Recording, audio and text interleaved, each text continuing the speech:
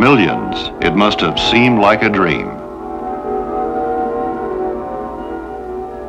Who were these conquerors from New York that had dealt Goliath such a blow?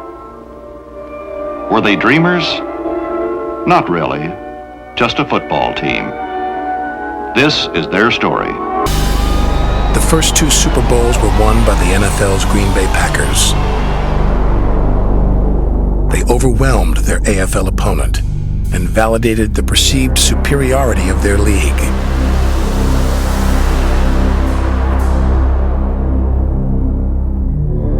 The NFL representative in Super Bowl III was expected to do the same.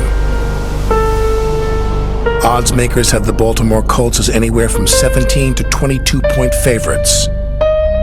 Some were calling the Colts the greatest team ever assembled. They outscored their opponents by more than 18 points per game, still a record in the Super Bowl era. In 1963, Sonny Werblin bought a football team. In 1965, he bought a legend. You know, these people here, your future coach and the owner, Mr. Werblin, have referred to you as the greatest football player in college this year.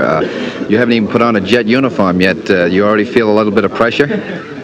Well, pressure just makes you go all the more. I kind of like pressure a little bit.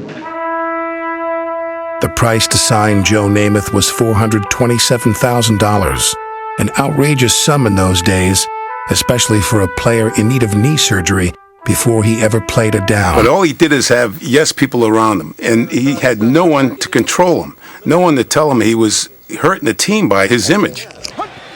Let me tell you, he had to prove himself because the veterans, the real veterans, really hated him, okay? Because of, you know, they're guys that have been playing for 12 years and were making $18,000, and this guy comes in and makes $427,000, didn't throw a ball yet.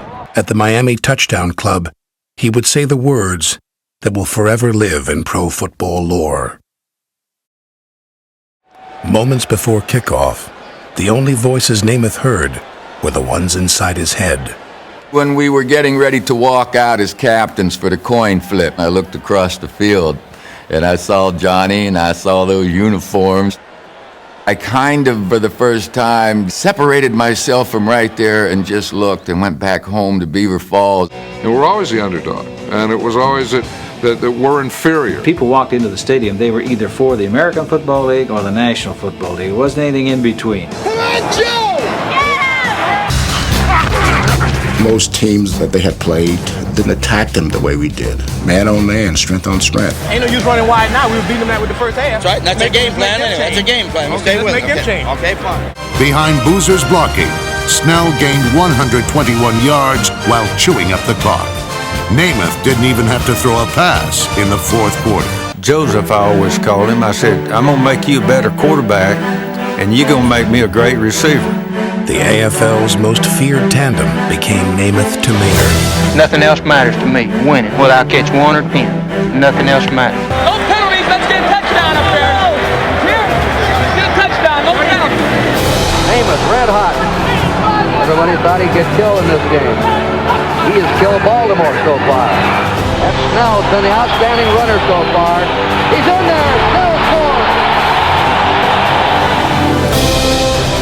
Just when the Jets were on the brink of putting the Colts away, Namath left with an injured thumb while Unitas replaced Morrow. And it's ironical that the young fellow, Namath, went out with an injury, and Unitas gets almost a standing ovation here, which he should. One of the greatest players in the history of pro football. I tell you, when Johnny Unitas came in the game, you're concerned at all of that. Get him, Big Green. Get him, Big Green. Unitas, instead of becoming the Colts' savior, merely symbolized their desperation. Intercepted. Andy Beverly downs it. That's the 4th interception by the Jets in the game. And they have still shut out the mighty Colts. It was a very volatile time, and football was defined and had a course as a result of Super Bowl III. You may be sitting in one of sports' greatest upsets in history. Namath put the game in the hands of number 41, fullback Matt Snell. Snell ate the clock, moved the chains, and propelled the Jets into into history.